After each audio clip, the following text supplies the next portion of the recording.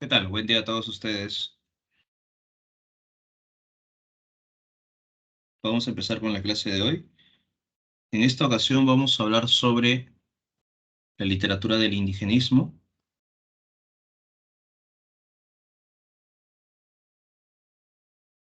Recuerden que en esta ocasión vamos a hablar sobre el indigenismo, algunas características representativas del indigenismo, y luego vamos a centrarnos en Ciro Alegría y José María Arguedas. En el caso de Ciro Alegría, hablaremos sobre el mundo es ancho y ajeno, y en el caso de Arguedas, hablaremos sobre los ríos profundos. ¿Qué tal, Carol? Buen día.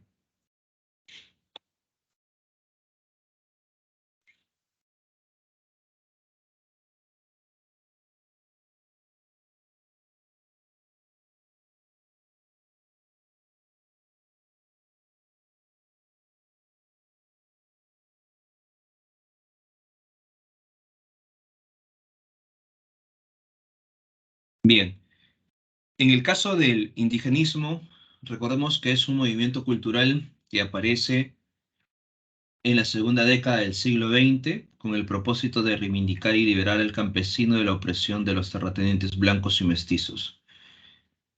En la segunda década del siglo XX, recuerden también que se desarrolla la vanguardia. Recuerda que lo que hemos hablado un poco la clase pasada, ¿no?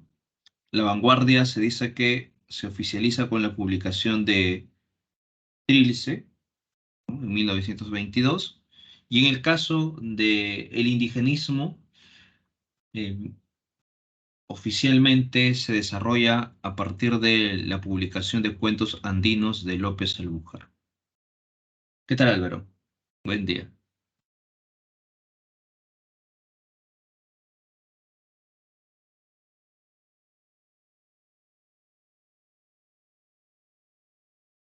El indigenismo, pese a tener que compartir o convivir con la vanguardia, en sus primeros años no va a tener una influencia directa, ¿no? Por tanto, su narración va a ser de forma lineal y cronológica. Más adelante, ¿no? Va a lograr tener una influencia de la visión vanguardista. El indigenismo apela a diversos discursos como el histórico, el antropológico, el jurídico, el lingüístico, el testimonial, entre otros, dejando de lado el exotismo modernista y el idealismo romántico de fines del siglo XIX e inicio del siglo XX.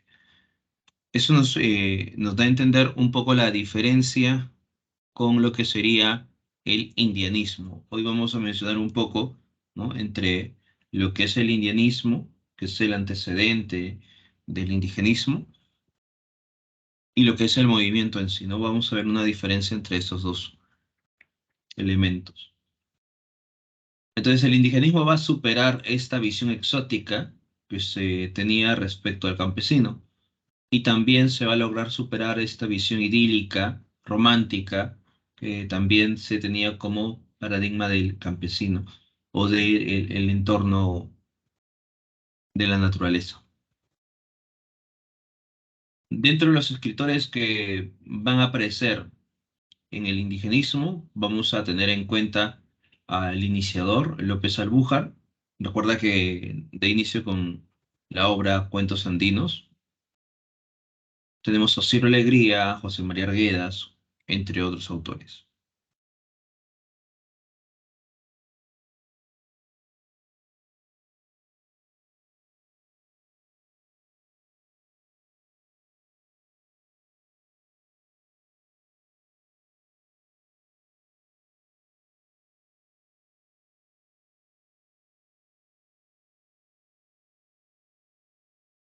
El contexto donde se sitúa el indigenismo.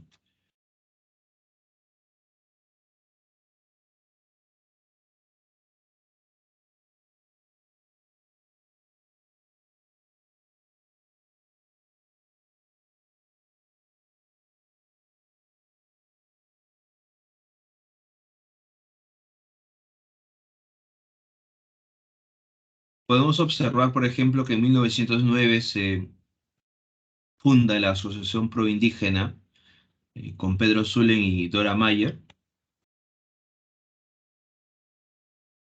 Es una asociación que ayuda al campesino en los litigios, en cuestiones jurídicas, ya que en esta época vamos a encontrar una serie de enfrentamientos judiciales entre una comunidad y el gamonal.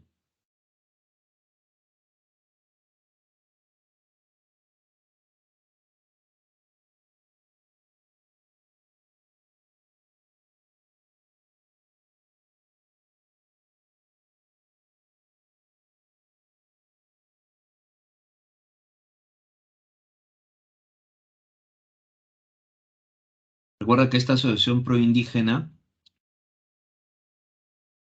va a ayudar a los campesinos, ¿no? En este contexto de enfrentamiento contra, ya sea la minera, contra los gamonales, ¿no? El indigenismo se va a desarrollar en el contexto del gobierno de Leguía, ¿no? Entre 1919 y 1930. En este gobierno de Leguía se va a desarrollar la ley de conscripción vial en 1920. Recuerda que al final esta ley va, va a ser perjudicial al campesino, ya que ellos van a empezar a realizar estos trabajos forzosos.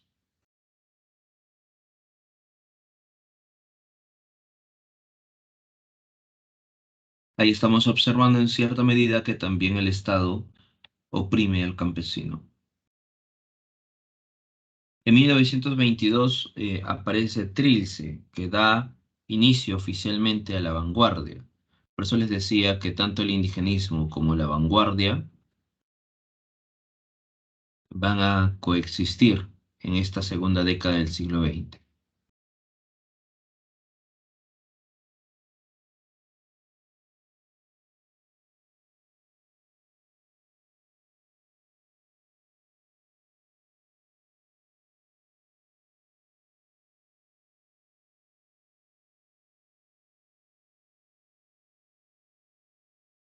Entre el plano político vamos a encontrar que surgen dos partidos, entre ellos el APRA, ¿no? El Partido Aprista Peruano en 1924, fundado por Aya de la Torre, y también el Partido Socialista Peruano en 1928, fundado por Mariátegui, que luego será denominación del Partido Comunista Peruano.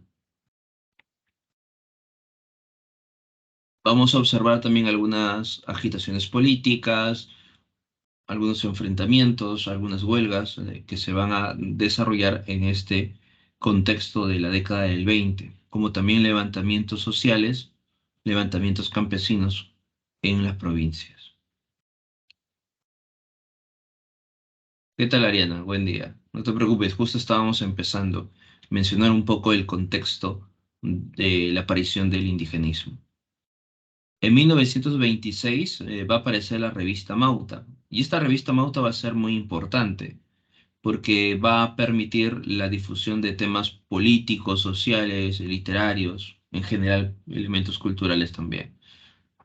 Como en su momento la revista que va a ser importante en el posmodernismo va a ser la revista Colónida, ¿no? De esa importancia también se desarrolla en el caso del indigenismo con la revista Mauta.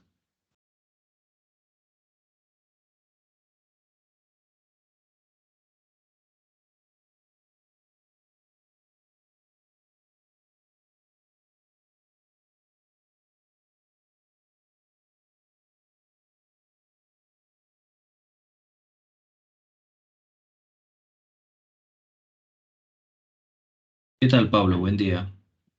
Buen día, Yelina. Entonces, la aparición de la revista Mauta va a ser importante, recuerdan, porque va a ser una vitrina, ¿no? Donde los intelectuales van a lograr expresar, ¿no? Estos temas sociales, políticos, literarios a través de revistas o en este caso a través de artículos, ¿no? Artículos periodísticos, ensayos.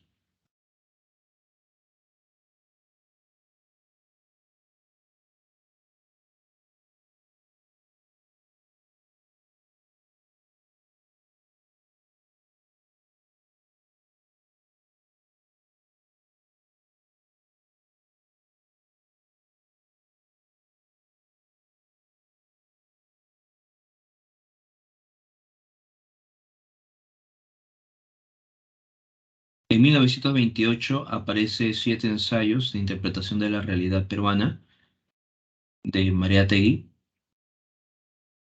Este ensayo también va a ser representativo. Recuerda que Mariátegui nos va a dar una perspectiva distinta, ¿no?, a lo que se estaba viendo hasta ese momento. Se va a centrar en la problemática del campesino. Entonces va a realizar un análisis en torno a la problemática del campesino desde una visión conjunta, ¿no? Y dentro de esos siete ensayos, eh, el último ensayo va a hablar sobre la literatura.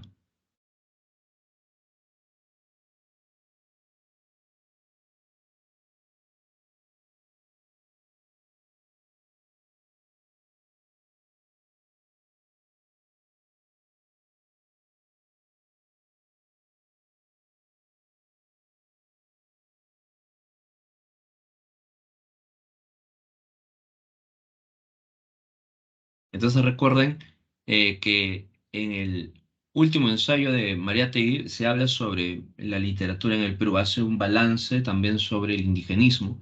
Por eso que va a ser muy importante, ¿no?, la obra de los siete ensayos. Nos vamos un poco a mencionarlo más adelante, qué dice Mariátegui en torno, ¿no?, al indigenismo.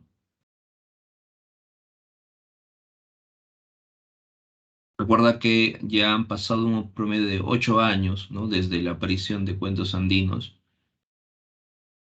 hasta la aparición de los siete ensayos, ¿no?, que es 1928, Cuentos Andinos 1920. Así que va a ser un balance, ¿no?, durante esos 8 años de existencia del indigenismo.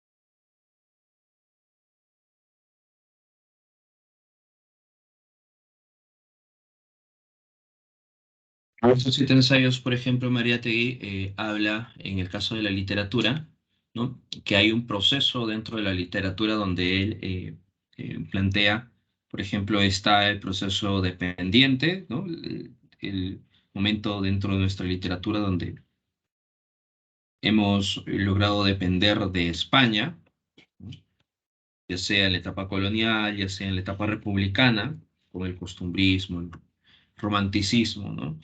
Entonces, María Tello señala que se pasó de la etapa dependiente a una etapa cosmopolita. En esta etapa cosmopolita se busca, ¿no?, nuevos horizontes, alejarse de la influencia española y luego, después de la etapa cosmopolita, ya empezar a visualizar lo que sería una literatura nacional, ¿no? Él habla, por ejemplo, de César Vallejo, que sería parte de esta literatura nacional. Y también habla que en esta línea de una literatura, de alcanzar una literatura nacional, estaría presente también el indigenismo. Entonces ahí hace un planteamiento Mariátegui, ¿no?, en torno a la literatura.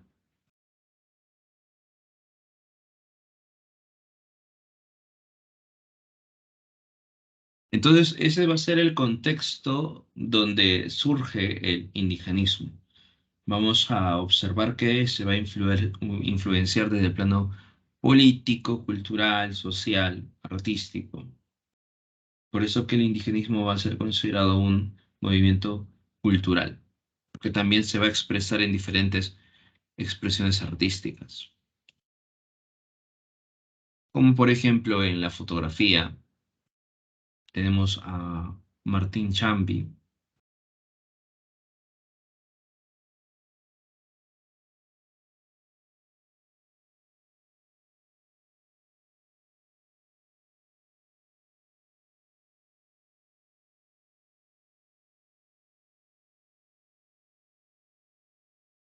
En el caso de la pintura tenemos a José Sabogal, por ejemplo, uno, una de sus pinturas es el Barayó, como están observando. En el caso de la escultura está Ismael Pozo Belit con su obra La Yunta. Estamos observando entonces que el indigenismo no solamente se desarrolla en la literatura, ¿no? Estamos observando que se puede encontrar en otras expresiones artísticas.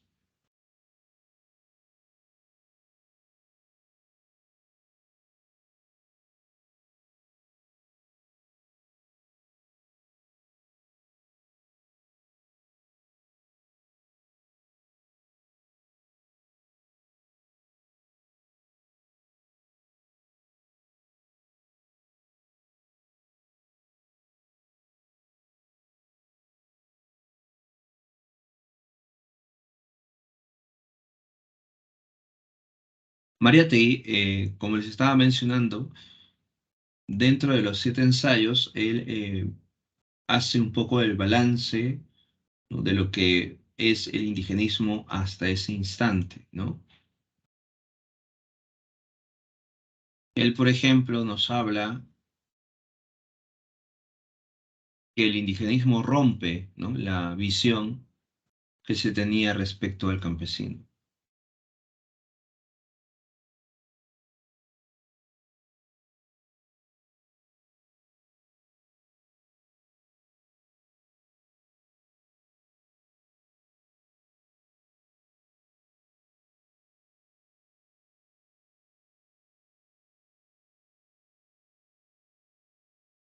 El indio no representa únicamente un tipo, un tema, un motivo, un personaje, representa un pueblo, una raza, una tradición, un espíritu. Con lo que está diciendo Mariátegui entonces en este pequeño fragmento es evidenciar que el indigenismo logra superar algunos obstáculos representativos, ¿no?, respecto a la figura del campesino, ¿no? Antes el campesino era un tema decorativo dentro de la literatura.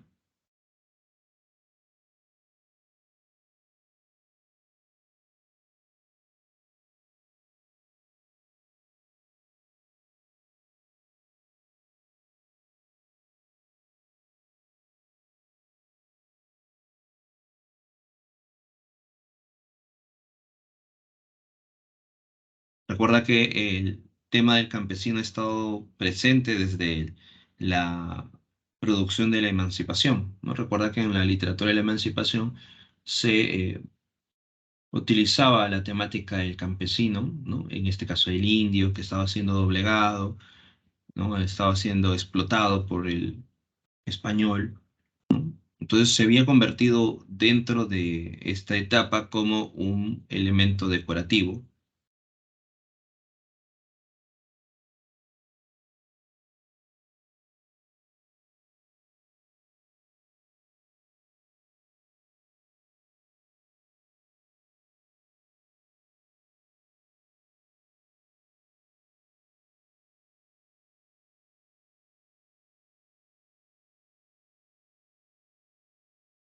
También nos menciona que el indigenismo es una literatura de mestizos, por eso se llama indigenista y no indígena. Si debe venir, vendrá a su tiempo cuando los propios indígenas estén en el grado de producirla. Aquí Mariátegui se da cuenta que hay una limitación en torno al indigenismo, ¿no?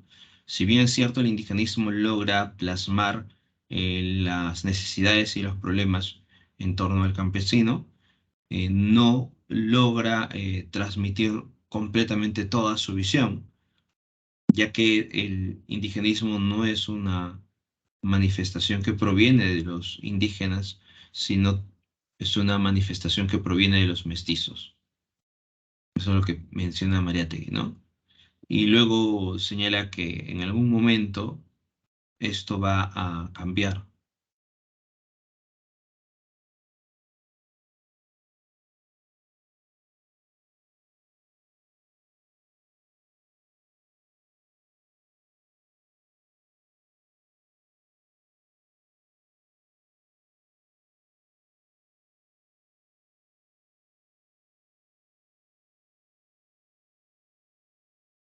Entonces aquí Mariátegui está mencionando también el límite que tiene el indigenismo hasta ese momento, porque no se está insertando, por ejemplo, el, el quechua, ¿no?, en la literatura, ya que al momento de mostrar que es una literatura de mestizos, es una literatura que está utilizándose el castellano, ¿no?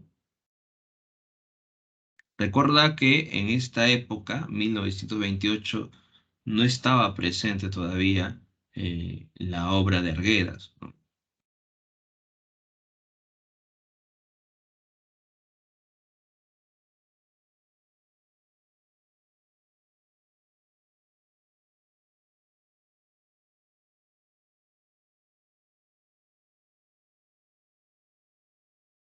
Con la producción de Arguedas se logra superar, por ejemplo, ¿no?, esta crítica que mostraba Mariátegui en torno al indigenismo, ¿no?, ya que Arguedas logra insertar el quechua dentro de la literatura eh, indigenista.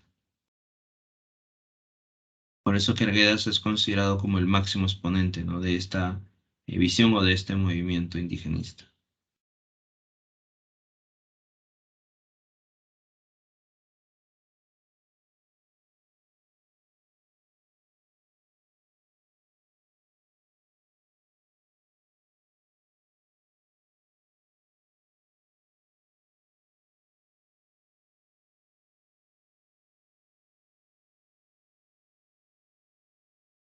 Luego nos menciona que el problema indígena, tan presente en la política, la economía y la sociología, no puede estar ausente en la literatura y el arte, ¿no? Aquí nos está indicando que el contexto eh, donde se sitúa el indigenismo en realidad es la causa también de su existencia, ¿no? O sea, el indigenismo no podría haber existido ya en otro tiempo, en otro espacio, ¿no?, porque las condiciones, tanto culturales, políticos, sociales, así lo ameritaban, ¿no?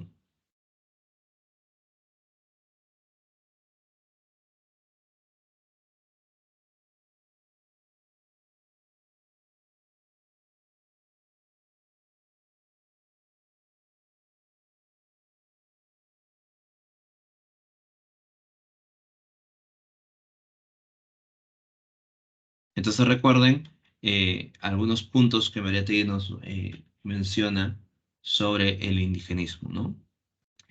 Esta visión que Mariátegui tiene respecto al campesino, cómo de pronto en el indigenismo se logra superar, ¿no?, esta temática de ver al campesino solamente como un elemento decorativo. Ahora ya está presente el campesino desde otras miradas.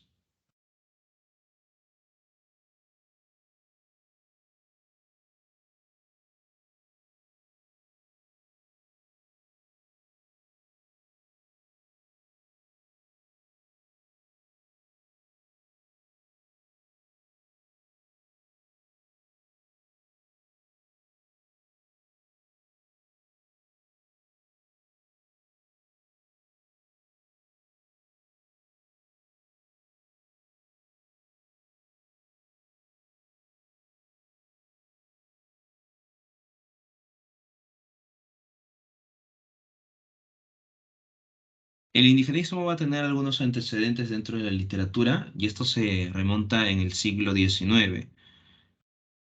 Dos autores son considerados precursores del indigenismo, Clorinda Mato de Turner y Manuel González Prada.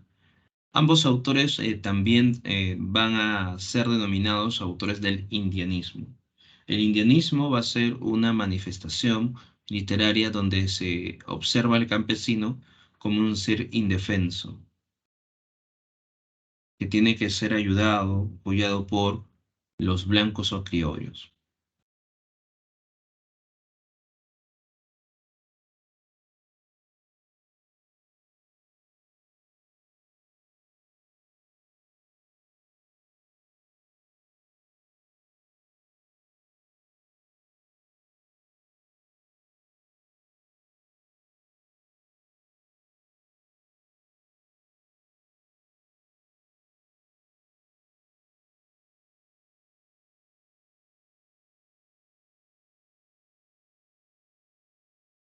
Entonces el indianismo nos muestra una visión paternalista en torno a lo que es el campesino, ¿no? Entonces, tanto Clorinda Mato de Turner como González Prada van a mostrar esa visión paternalista, ¿no? Al ver al campesino como un ser indefenso, como un ser que no se vale por sí mismo, por eso necesita la ayuda de los blancos, de los criollos.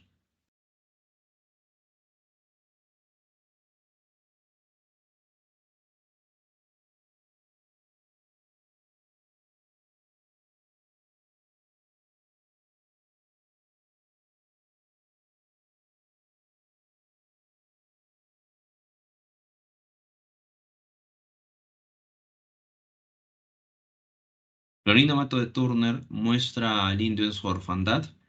La redención de los indios requiere de la protección de los blancos o criollos instruidos, eso también va a ser su planteamiento. Recuerda que Clorinda Mato de Turner tiene una obra llamada Ave sin nido.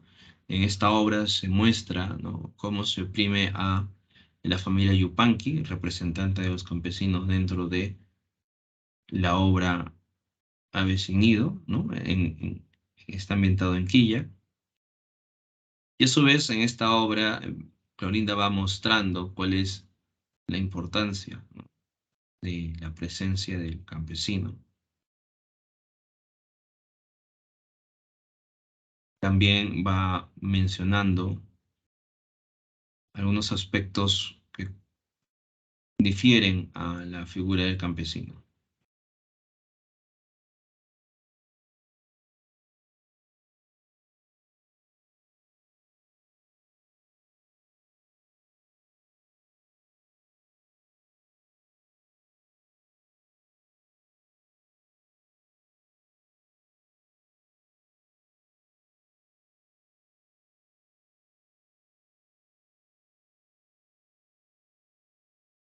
Aquí tenemos un fragmento de Ave sin nido, ¿no?, donde recuerdan la historia, ¿no? Es la familia Yupanqui que va a ser oprimida por el cura Pascual Vargas, el alcalde Sebastián Pancorbo, ¿no?, y uno de los representantes de Quilla, que sería Estefano Benítez. Al final, recuerda que la familia Yupanqui va a recorrer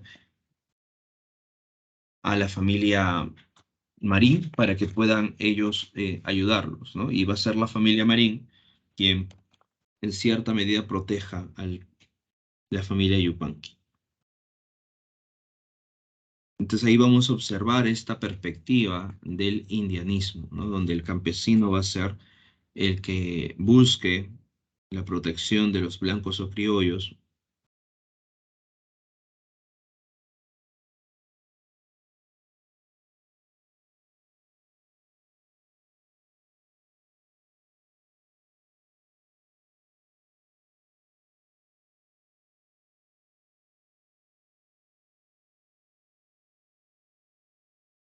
En el caso de González Prada, él denuncia la explotación del campesino, lo podemos encontrar en la obra El discurso en el Politeama, también está en este artículo llamado Nuestros Indios, donde logra denunciar los males, la explotación que eh, aquejan al campesino. También va a plantear una propuesta pedagógica, como en el caso de Clorinda Mato de Turner, aunque luego, en sus últimas etapas, ya plantea no una temática o una propuesta pedagógica, sino una propuesta social y económica. Se da cuenta entonces que el campesino no solamente, el problema en torno al campesino no solamente es el plano de la educación, ¿no?, sino también abarca otros lineamientos.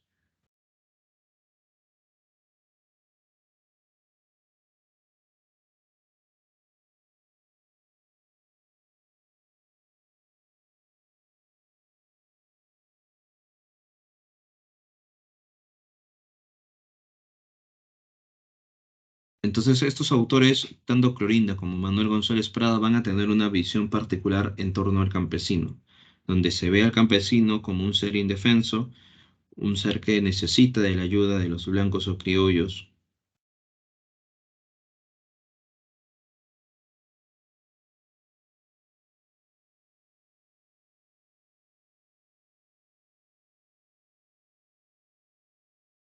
Por ello, Clorinda y González Prada son considerados precursores del indigenismo. Tomás Escajadillo es uno de los intelectuales más representativos en torno al indigenismo. Ha hecho varios estudios sobre lo que es el indigenismo.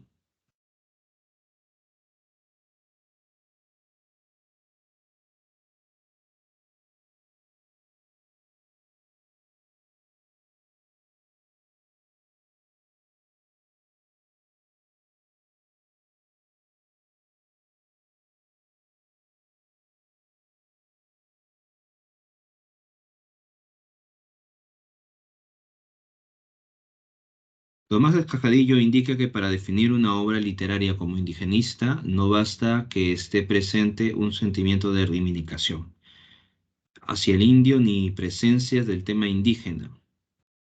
Tales serían características de una obra indianista más no indigenista.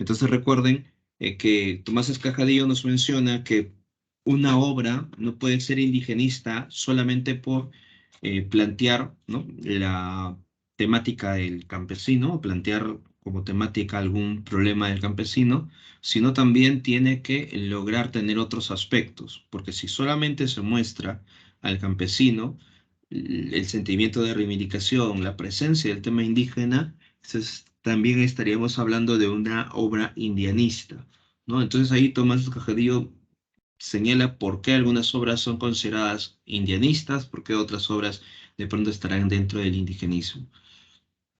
Dice, para hacer un texto literario indigenista, ¿no?, dice, se debe de superar estilos del pasado, como la visión romántica del mundo andino, tener una suficiente proximidad en torno al mundo novelado, tanto al indio como al ande. Entonces, por ello, los autores como Clorinda y González Prada son considerados precursores del indigenismo, ¿no? Y a partir de la obra de López Albújar ya se sitúa, ¿no?, la concepción de el indigenismo, ¿no? Así que Tomás Escajadillo ahí nos plantea cómo podemos entender cuándo una obra puede ser indigenista, cuándo una obra eh, se convierte en una expresión indianista, ¿no?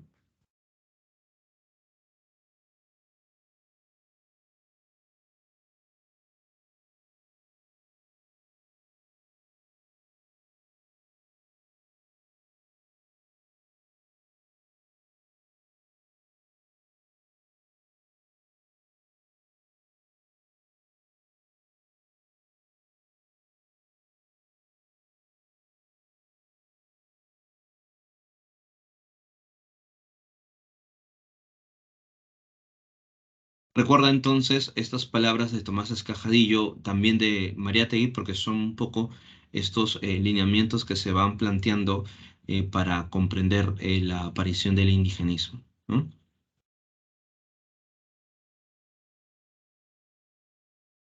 Ahora vamos con las características del indigenismo. Hasta este momento habíamos hablado un poco del contexto, o sea, dónde se sitúa el indigenismo. Luego mencionamos el antecedente del indigenismo, que sería la etapa realista, ¿no?, con la visión de una forma lineal y cronológica, ¿no? Por ejemplo, en el realismo se utilizaba un narrador tradicional, un narrador con visión objetiva, ¿no? Y dentro del indigenismo va a utilizarse también estos tipos de elementos, ¿no? Pero ¿cómo se va a diferenciar en la obra literaria? Porque en el caso de estas novelas indigenistas, no se ve al campesino como un ser indefenso.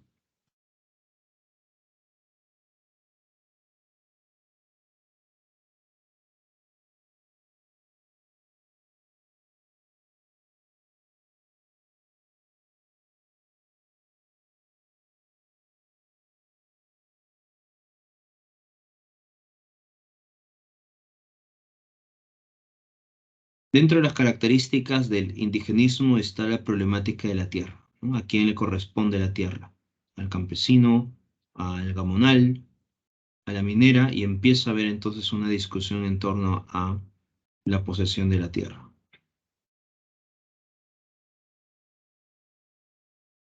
Esto se podrá reflejar en una obra como El mundo es ancho y ajeno de Ciro Alegría.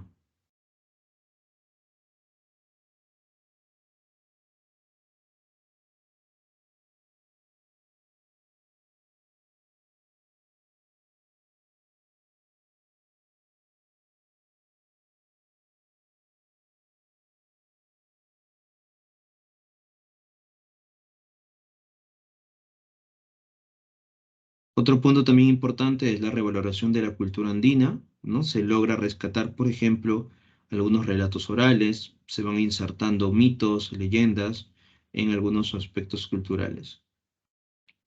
En el plano político ideológico hay una lucha contra el gamonalismo. El gamonalismo recuerda que es un sistema que liquida a las comunidades andinas.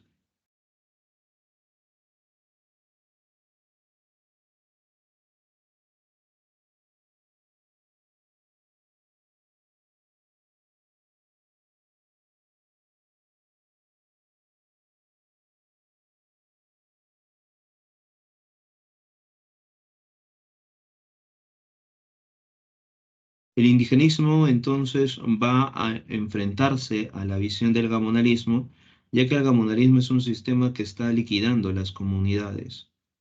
Por eso que estamos mencionando que en este punto hay un sentido político, ideológico contra el gamonalismo. El indigenismo va a utilizar una narración lineal y cronológica, o sea, un narrador tradicional y un narrador omnisciente, perdón, claro, un narrador omnisciente que sería un narrador tradicional y una narración lineal y cronológica. Y esto se debe porque el indigenismo busca tener varios lectores, ¿no? O sea, que su obra logre calar a muchos lectores, ya sea de clase alta, clase media o clase baja. Por eso que el lenguaje es neutral, un lenguaje claro, preciso, ¿no? La iluminación, ¿no? Dentro de la temática del indio también es claro, preciso. La narración, por tanto, viene de este elemento tradicional. Eso quiere decir que por más que convivan con la vanguardia, como les había mencionado al inicio, por más que convivan con la vanguardia, no se van a nutrir de estos elementos de vanguardia, como el flashback, el monólogo interior, la fragmentación del discurso. Esos elementos no se van a presentar en el indigenismo tradicional, ¿no? En sus primeras décadas no va a estar esta influencia directa. Más adelante ya sí vamos a encontrar una influencia de vanguardia, ¿no? Pero en sus primeros años no.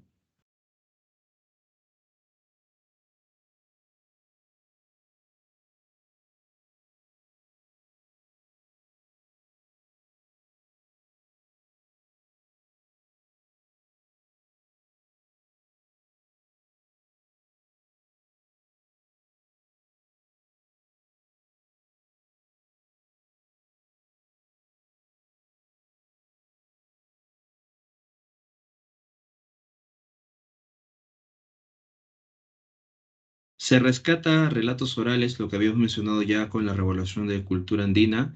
Estos relatos orales, por ejemplo, van a poder insertarse dentro de algunas novelas, como lo que hace Ciro Alegría, ¿no? Estos relatos orales de pronto se transforman en algunos cuentos, como lo que también puede hacer Arguedas, ¿no? Entonces vamos a encontrar diferentes perspectivas en torno a esta visión sobre el campesino, sobre la cultura andina, sobre el rescate de algunos relatos orales ya sean mitos, leyendas.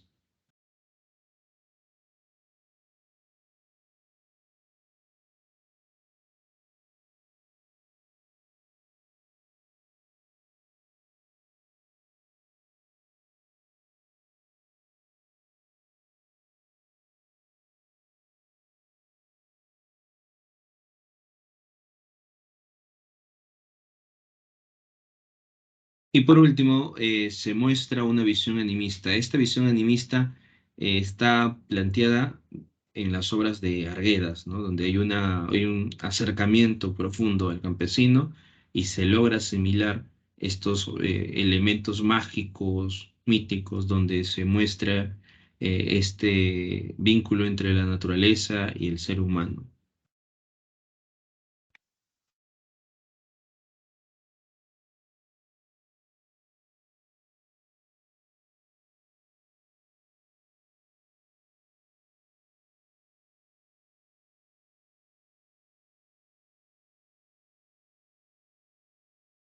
Aquí, ¿alguna duda, alguna pregunta sobre estas características, sobre un poco lo que hemos hablado hasta este momento? Recuerda que hemos mencionado el contexto, los antecedentes, ¿no? La visión indianista y cómo se diferencia del indigenismo. Ahora estamos hablando un poco de las características dentro del indigenismo y su temática, ¿no? Por ejemplo, la lucha frontal contra el gamonalismo se puede encontrar en la obra de Arguedas, como también la obra de Ciro Alegría, pero con mayor presencia en el caso de Ciro Alegría en El mundo es ancho y ajeno, ¿no? La problemática de la tierra también estaría presente ahí, ¿no? Pero no sería la única obra que logre mostrarnos esa problemática de la tierra, ¿no? Recuerda que el indigenismo va a apelar a diferentes fuentes, ¿no? A diferentes elementos, ya sea el testimonial, el antropológico, el lingüístico, lo que habíamos señalado al inicio. ¿Y por qué se utiliza una narración tradicional? Porque el indigenismo desea, ¿no?, tener más acceso a otros espacios a través de su lectura, ¿no?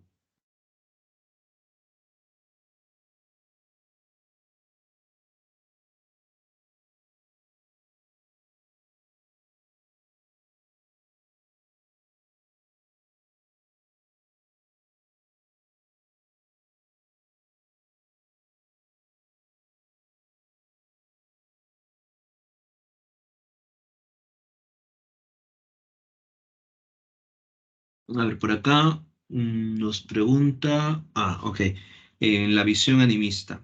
Por ejemplo, ¿no? Dentro de la obra Los ríos profundos hay un pasaje donde el niño Ernesto está caminando junto con su padre por el Cusco. Y en un momento determinado llegan a este palacio inca, donde se observa por fuera, ¿no?, la fachada, donde está construida a través de piedras, ¿no? Entonces el niño Ernesto junto con el padre están caminando, el niño Ernesto le dice al padre, ¿no?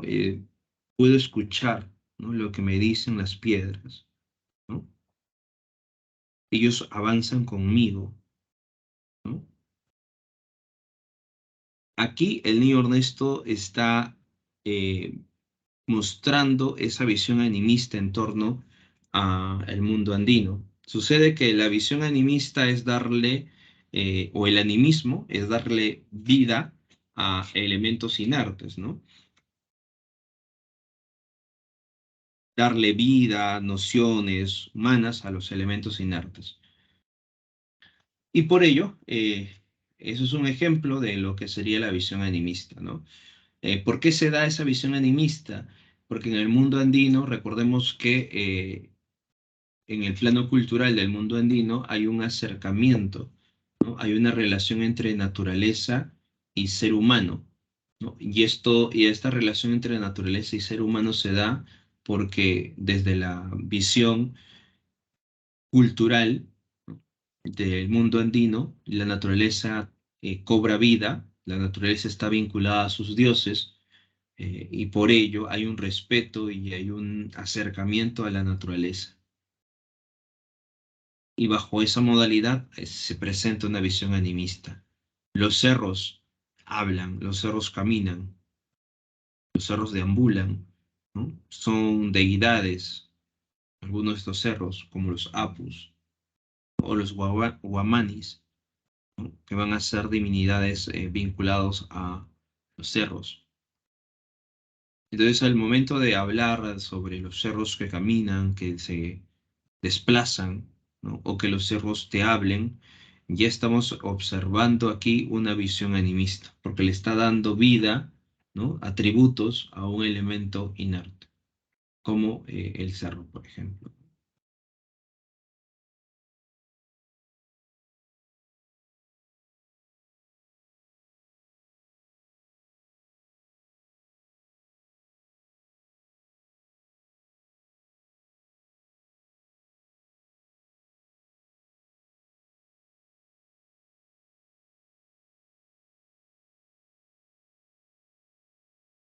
Bien, eso entonces sería parte de lo que se presenta como visión animista, ¿no? Es parte primero desde una noción del plano cultural, ¿no? Dentro de la visión de el mundo andino, la relación hombre-naturaleza, la relación entre ser humano y los dioses, y de ahí parte esta concepción de la visión animista, ¿no?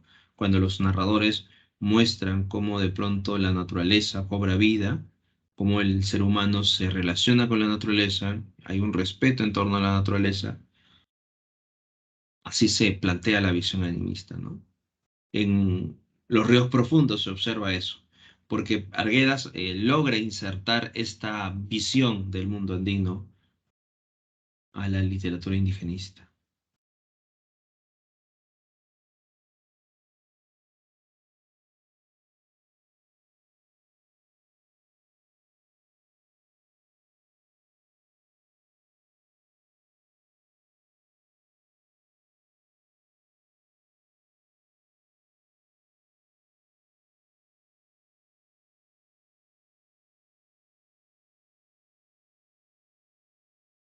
Muy bien, ahí está entonces la visión animista. Vamos al siguiente punto.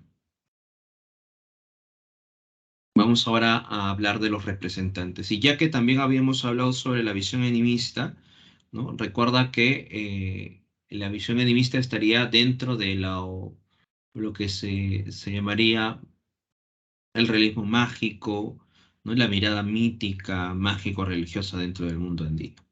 ¿Ya?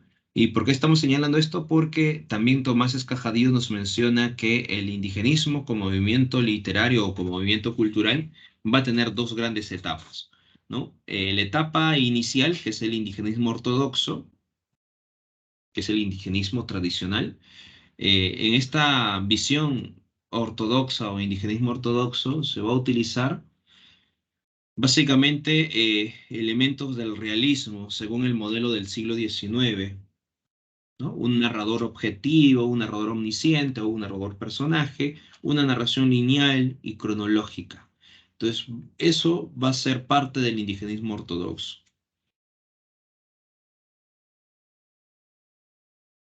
El narrador te da una cierta proximidad sobre el mundo andino, pero como es un narrador con una visión objetiva, positivista, ¿no? En ocasiones va a cuestionar algunas costumbres del mundo andino, ¿no?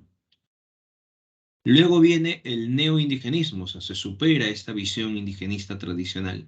¿Por qué? Porque en el indigenismo se va a incorporar el pensamiento mágico religioso.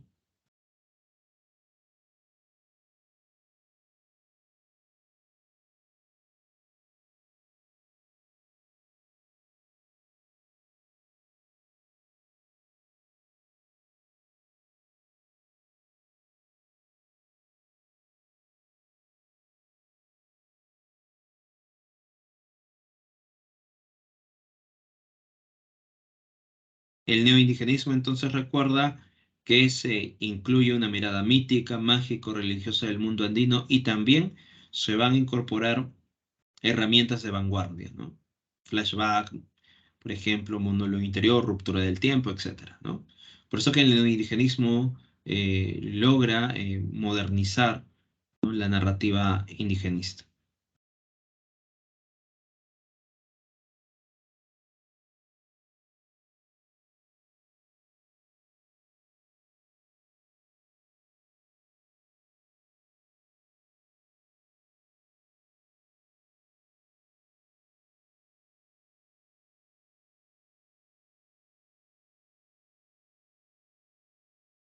Entonces recuerda lo que plantea Tomás Escajadillo, ¿no?, para poder diferenciar entre lo que es el indigenismo ortodoxo y el neoindigenismo. Por ejemplo, Enrique López Albújar y Ciro Alegría estarían dentro del indigenismo ortodoxo, mientras que Arguedas, que se va a, o va a presentarnos de pronto esta mirada mágica, mítico del mundo andino, ya estaría dentro de una concepción neoindigenista, como el iniciador, ¿no?, de esta visión neoindigenista.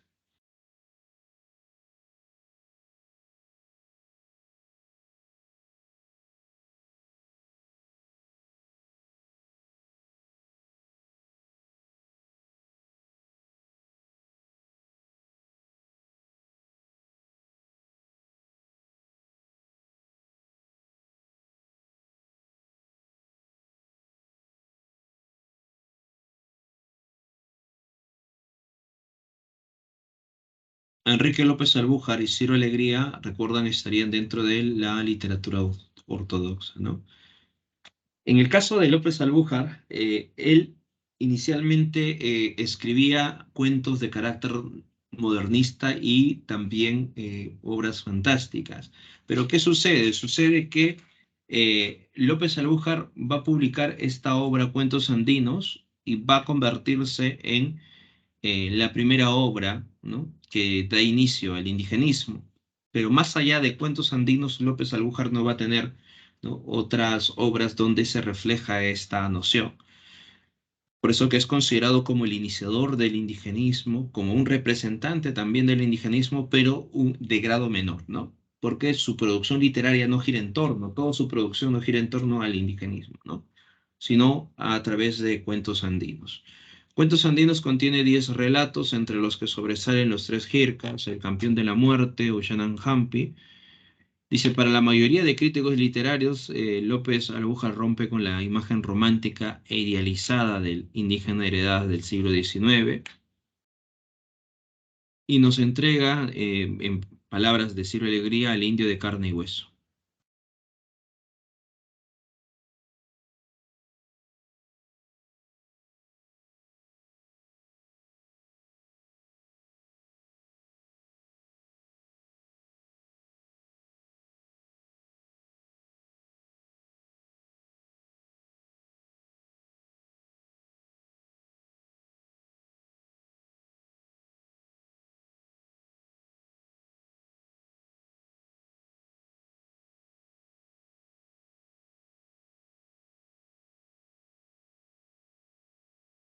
Entonces recuerda que en el caso de López Albújar hay una visión un tanto parcial sobre el tema del campesino, ¿no?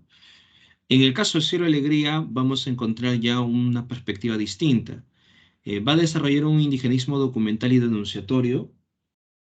En el caso de este indigenismo documental, Ciro Alegría logra, ¿no?, mostrarnos lo que está ocurriendo en la parte norte andina del Perú, estos levantamientos constantes contra el gamonal, y dentro de sus obras logra reflejarlo a través de la ficción.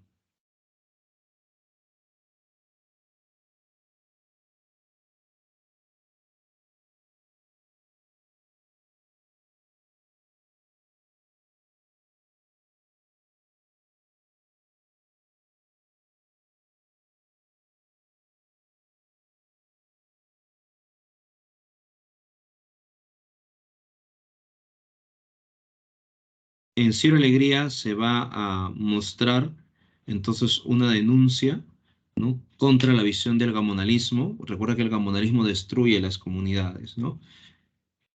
También se plantea un plano psicológico de los habitantes del mundo andino. Vamos a poder comprender un poco la evolución de estos personajes, el enfrentamiento, ¿no?, las motivaciones de los personajes. Se incorpora pequeños relatos a la novela. Hay muchas obras de Ciro Alegría donde se insertan pequeños relatos orales, ¿no? A la novela. Ejemplo, en Los perros hambrientos, ¿no? En Los perros hambrientos la historia se está desarrollando y en un momento determinado el personaje Simón Robles le dice a los demás que desea encontrar algo, ¿no? Y cuenta, por ejemplo, esta anécdota de una anciana que llega a su casa y los dos ladrones o el ladrón se esconden debajo de la cama para que no sea visto por la abuelita, ¿no? Entonces va contando esta historia, ¿no? Pero si nosotros eliminamos esta historia,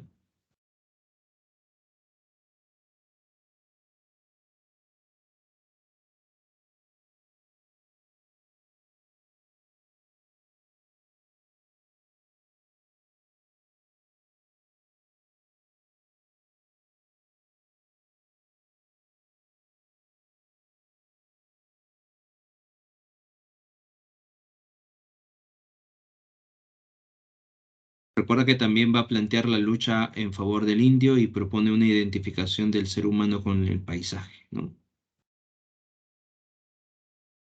Dentro de la narrativa de Ciro Alegría se presenta una visión más épica.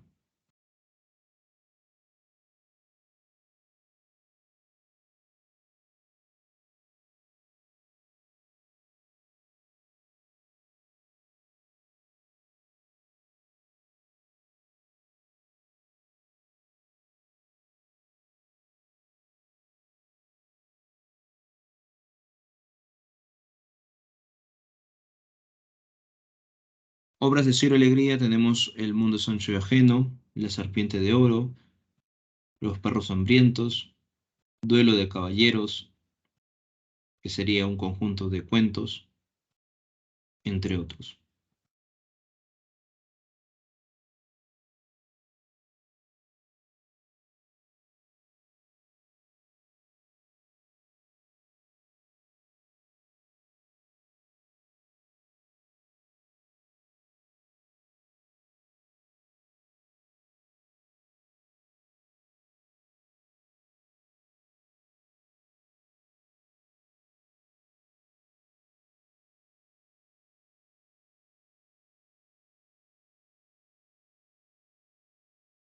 En el caso de Arguedas, vamos a observar esta inserción del mundo mágico religioso del mundo andino. Por eso dice, permite un acceso profundo a la interioridad indígena, ¿no? Al alma, a la interioridad del mundo andino. En el caso de Arguedas, el narrador, aquel que cuenta la historia, ¿no? Ha logrado familiarizarse, asimilar, ¿no? El mundo mágico, religioso y las costumbres del mundo andino. Por eso que el narrador, en el caso de Arguedas, el narrador no va a cuestionar, no va a discutir de pronto algunas propuestas del mundo andino.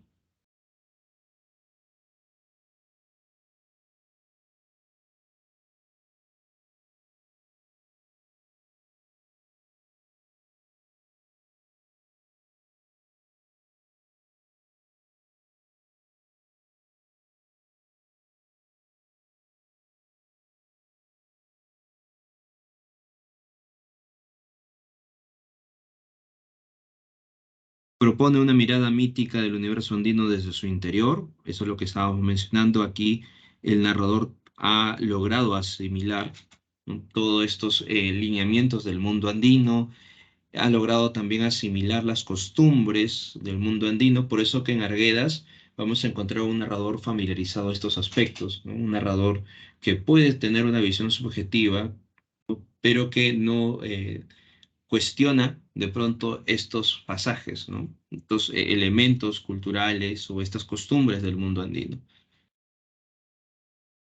Arguedas va a insertar también el quechua a la narrativa indigenista. En Los ríos profundos vamos a encontrar, por ejemplo, huaynos en quechua, algunos diálogos en quechua.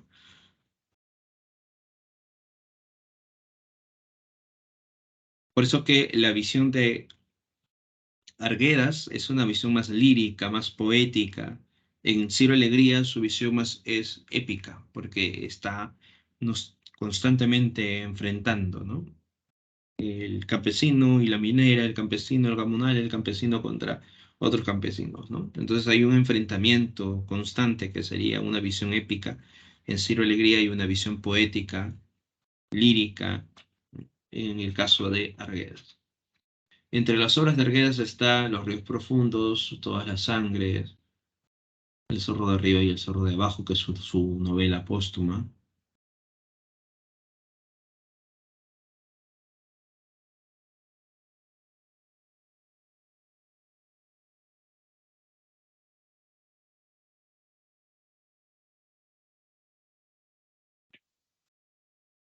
Entonces recuerda un poco esta diferencia entre Ciro y Arguedas. Ahora vamos a hablar sobre El mundo es ancho y ajeno de Ciro Alegría.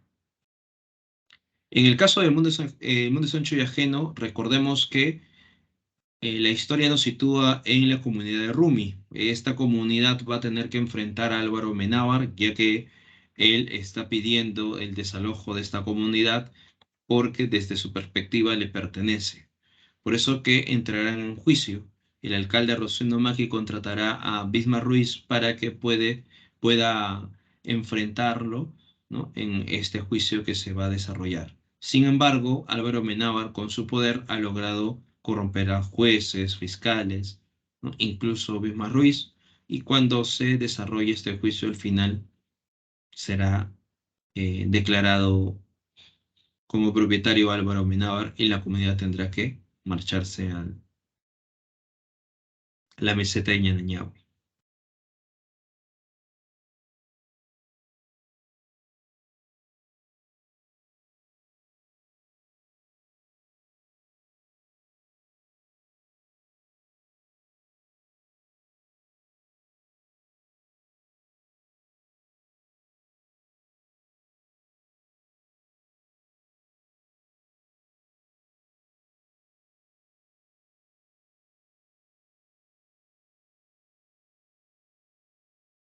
Luego de este juicio y tras Álvaro Menábar que logra ganar, la comunidad al llegar a la meseta de Ñañahui va a tener que realizar diferentes faenas, ¿no? Para que este lugar sea un espacio donde se pueda vivir. Sucede que en la meseta de Ñañahui es un espacio inhóspito, ¿no? Infértil, a diferencia de la comunidad de Rumi. Va a haber problemas, entonces. El alcalde Rosendo Maki va a buscar dar solución, pero luego va a ser apresado y llevado a prisión.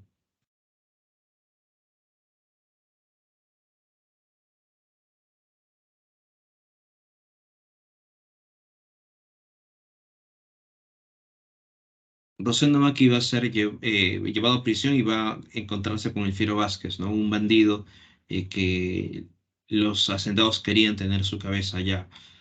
Pero el Fiero Vázquez va a lograr escapar de esta prisión. Es así como los guardias van a golpear a Rosendo Maki para que él pueda hablar, ¿no? Dónde estaría escondido el Fiero Vázquez, ¿no?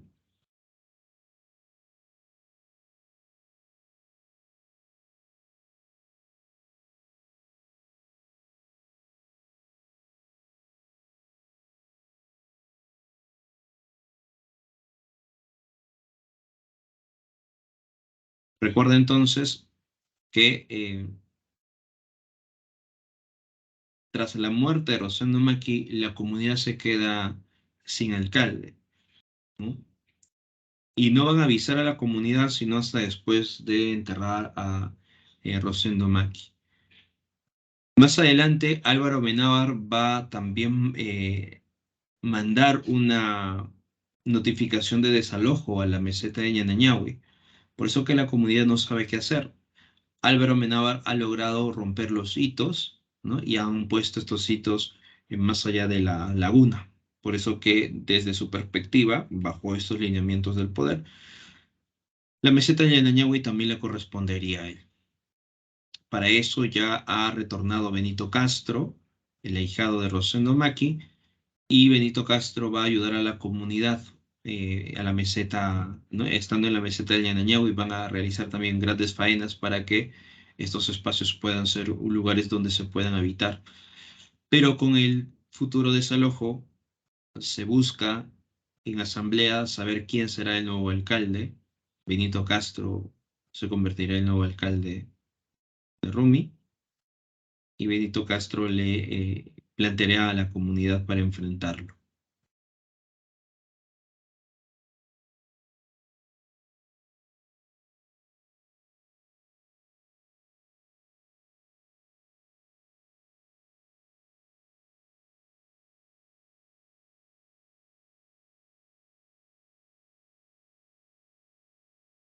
Al final, eh, Benito Castro, al decir la comunidad para enfrentar a Álvaro Amenábar, junto con otras comunidades como la comunidad de Muncha, se preparan para enfrentar a los caporales y también a la Guardia Civil, que es contratado por Álvaro Amenábar. Al final se genera una masacre, mueren muchos de los comuneros, de los líderes. Benito Castro está agonizando y va a ir corriendo a su casa para decir a su esposa y a su hijo para que puedan marcharse y así no convertirse en esclavos de Álvaro Amenábar.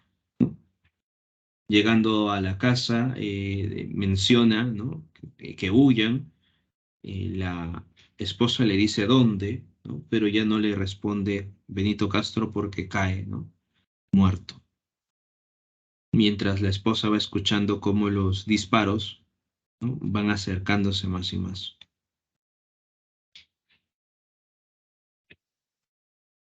Entonces ahí vemos un poco el desarrollo de la obra El mundo es ancho y ajeno. Al final, el enfrentamiento por las tierras genera su futura destrucción, ¿no?, su aniquilación.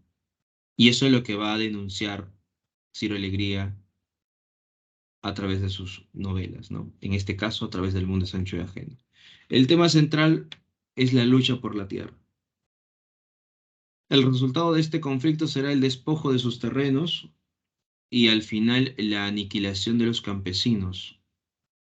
En la obra subyace una denuncia de connotaciones políticas, ya que se condena al sistema socioeconómico que liquida la propiedad agraria comunal. También tenemos otros temas: la comunidad como espacio de fraternidad, la justicia al servicio de los comunales.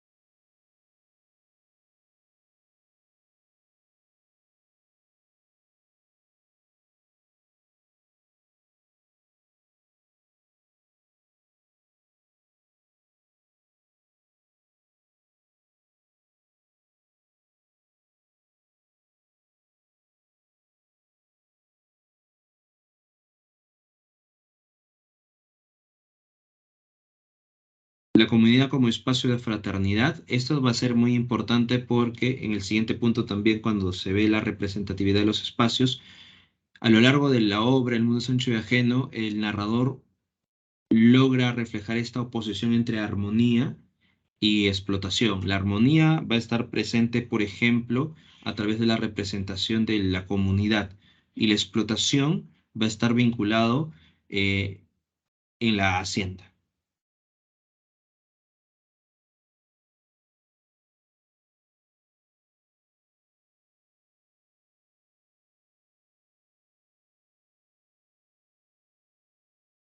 La justicia al servicio de los gamonales, la sabiduría popular, representado en Rosendo Maki, la corrupción de los funcionarios, recuerda cómo Bismarck Ruiz va a ser al final parte de esta noción de la corrupción, como también los jueces fiscales, ¿no? Entonces son temas secundarios que se van a presentar en El mundo es ancho y ajeno.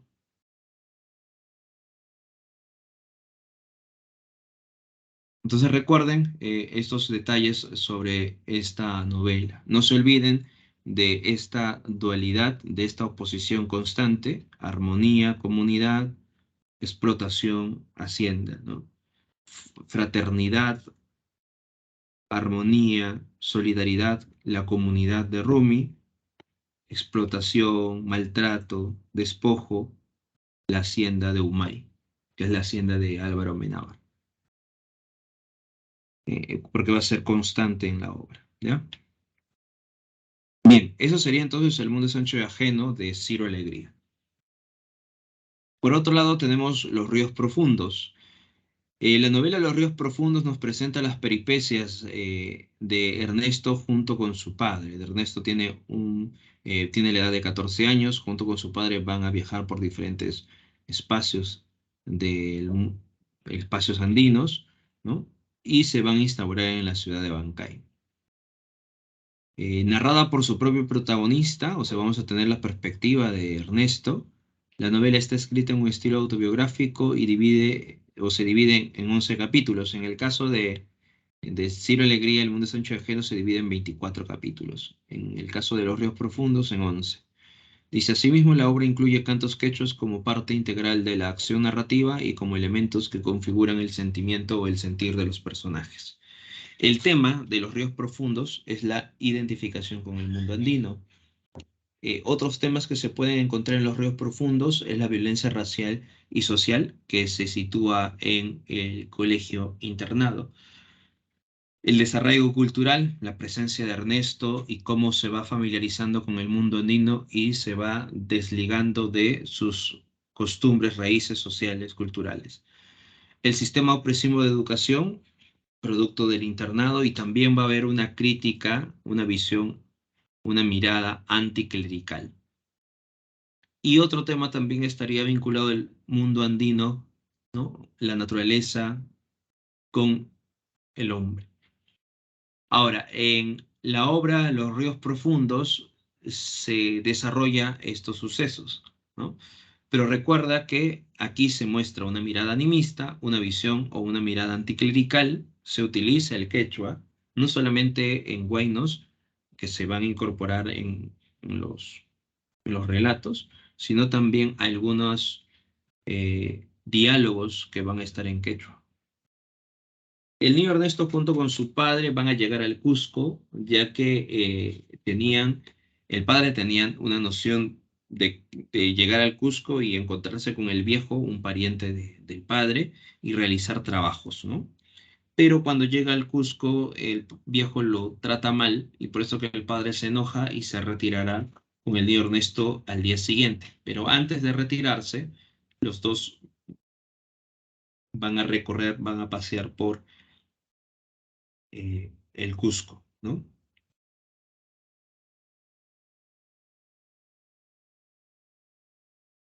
Cuando los dos deciden marcharse, ellos van a recorrer diferentes espacios de la ciudad, como también de algunos pueblos. Ernesto dice, por ejemplo, que con su padre logró conocer más de 200 pueblos, ¿no? Y en el trayecto va a describir la flora, la fauna, va a mencionarnos el plano etimológico de las palabras, ¿no?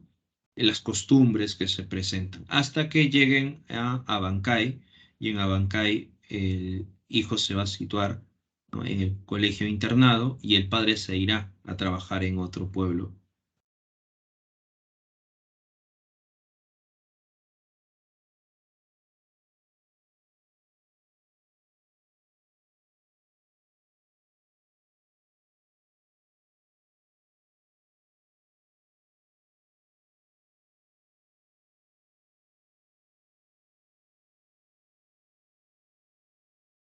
Cuando está en Abancay, cuando el padre logra marcharse a su trabajo, el niño Ernesto va a ser internado y el padre director va a ser el padre Linares. Ernesto va a conocer a la Opa Marcelina, va a conocer a Chauca, va a conocer a Antero, a Palacios, entre otros niños, ¿no? Ernesto va a visitar Patibamba y Patibamba va a ser como lo que representaría en el mundo de Sancho de Ajeno la hacienda Humay, ¿no? Va a ser un espacio de explotación, ¿no? Entonces Ernesto va a lograr visitar Patibamba y es un espacio donde los colonos van a estar siendo explotados y Patibamba le pertenecía al viejo, ¿no? Al pariente del niño Ernesto. El cura va a hacer sermones elogiando la visión de los hacendados, por eso que hay una crítica, una mirada anticlerical, porque acá se está mostrando que el discurso religioso está siendo utilizado para beneficio de los hacendados o gamonales.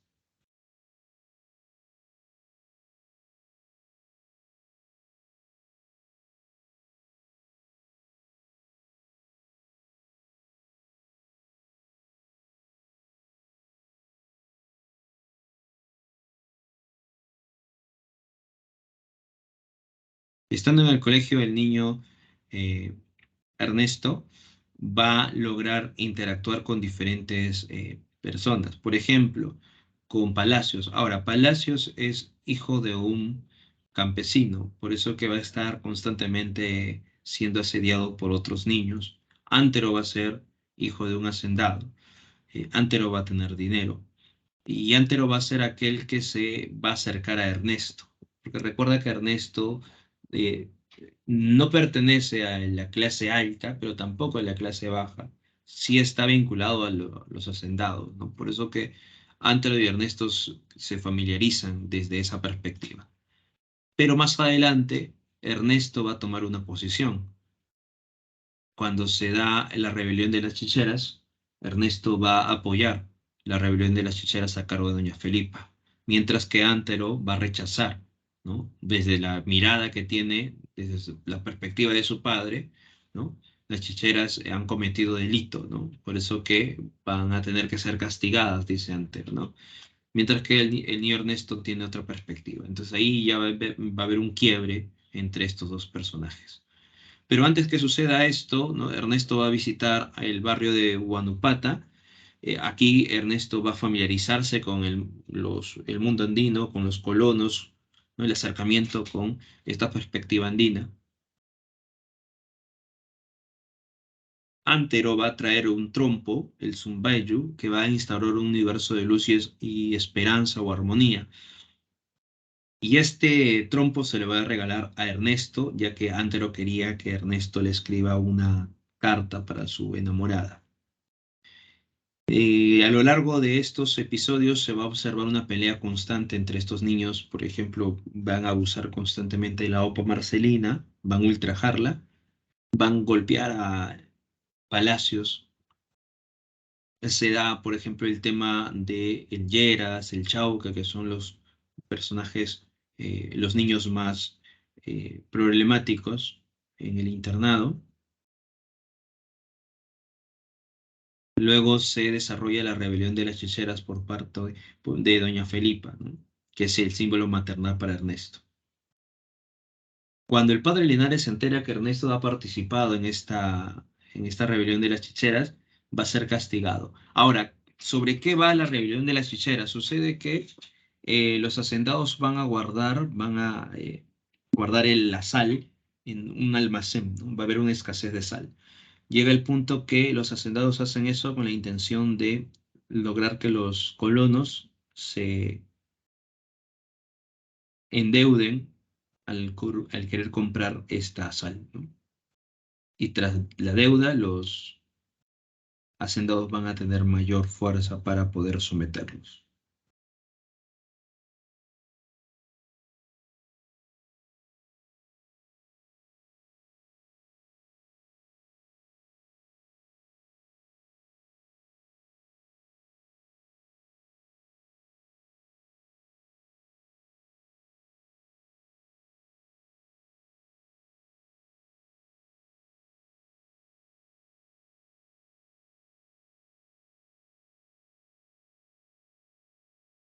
El niño Ernesto, tras ser castigado, va a ir junto con el padre Linares para que pueda escuchar el sermón que se le da a los campesinos, ¿no? Y es ahí donde el niño Ernesto se da cuenta, ¿no? La visión que tiene el padre Linares. Luego de ello va a aparecer la peste de tifo, que va a generar mucha desgracia en muchos pueblos aledaños, hasta que llega al pueblo de Abancay, ¿no? Donde muchos colonos van a morir, incluso en el internado también llega, ¿no? Esta peste de tifo y la OPA Marcelina va a morir. Van a pensar que el niño Ernesto también está contagiado porque estaba ahí justo tras la muerte de la OPA Marcelina, por eso que lo van a llevar a cuarentena, a pesar de pasar algunos días no tiene síntomas y por eso que lo libera. Mientras tanto, los colonos, al darse cuenta que aparece la peste de tifo y está avanzando, ¿no?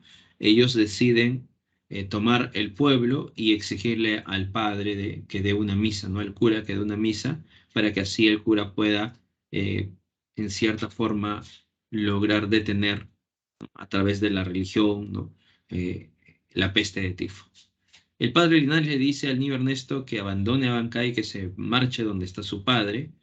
Para eso tiene que pasar por la hacienda del viejo, ¿no? Pero Ernesto, al momento de salir, no pasará por la hacienda del viejo. Buscará otro camino para encontrarse con su padre.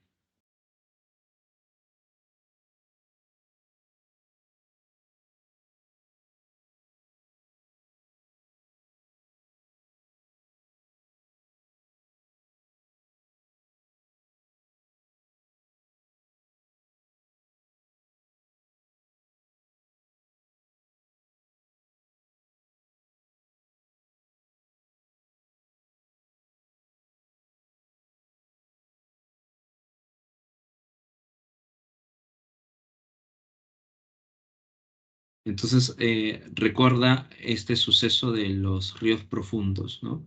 Recuerda que al final el niño Ernesto no va a la hacienda del viejo, va por otro camino, y la obra finaliza justo cuando el niño Ernesto va por ese otro camino, observa un puente, ¿no? Y él menciona que en ese puente podrá observar el río y cómo de pronto, si los colonos logran eliminar a la tifo, entonces observará el cadáver, ¿no? Que está siendo arrastrado por el río, ¿no? Que desemboca en el Amazonas.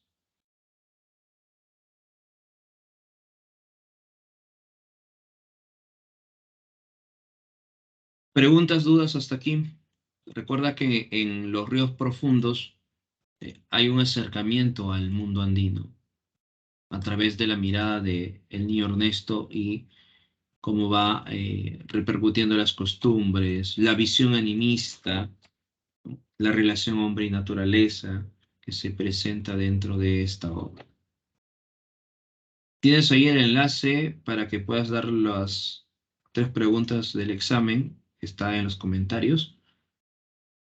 Y si tienes alguna pregunta, duda, lo puedes mencionar en este instante para poder hablar sobre lo que tienes por ahí. Y si no, puedes estar dando ya el examen.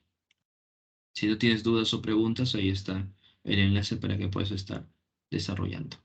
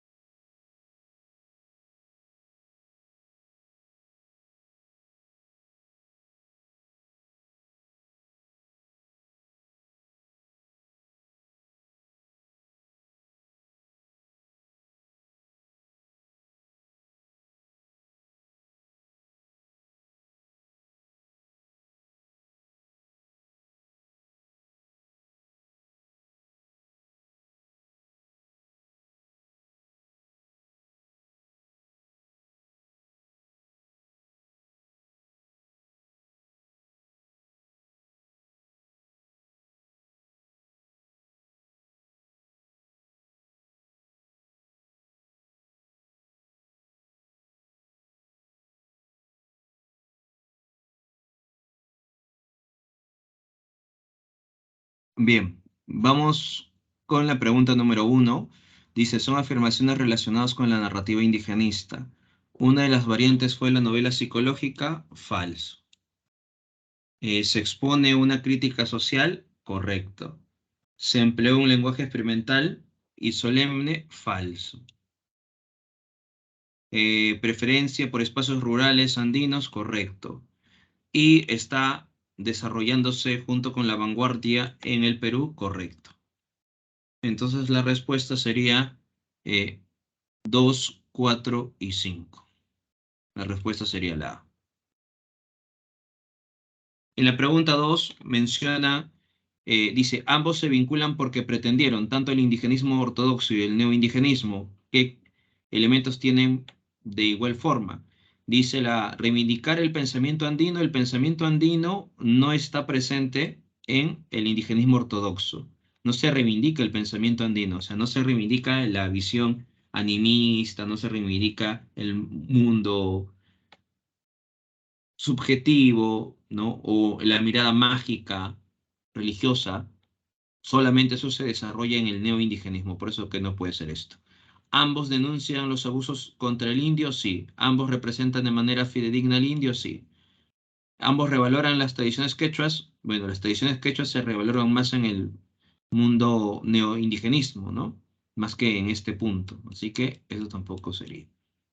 Luego dice, sin embargo, a diferencia de la anterior etapa, el neoindigenismo incluyó, a ver, ¿qué incluye el neoindigenismo que no está presente en el indigenismo ortodoxo? El conflicto por las tierras comunales se observa en el indigenismo ortodoxo y también en el neoindigenismo, así que esto no puede ser. Así que nos quedaría la mirada mágica del sujeto andino. Eso sí está en el neoindigenismo y no está en el indigenismo ortodoxo. Por eso que la respuesta sería la C.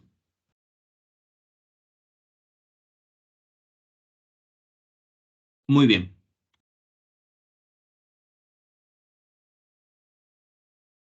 Y la pregunta número 3. Con esto terminamos, ¿ya?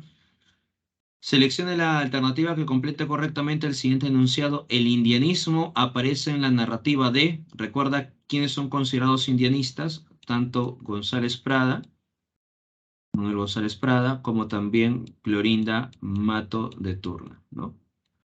Entre estos dos, ¿quién está? Clorinda Mato de Turna. Así que recuerda, la respuesta sería la B. El indianismo aparece en la narrativa de Clorinda. Este es superado por la obra de Ciro Alegría, quien se erige como autor principal de El indigenismo ortodoxo. Muy bien. Hasta aquí nos quedamos entonces. Nos vemos hasta la siguiente clase. Cuídense. Buen día para todos ustedes. Felices fiestas. Nos vemos hasta la siguiente clase.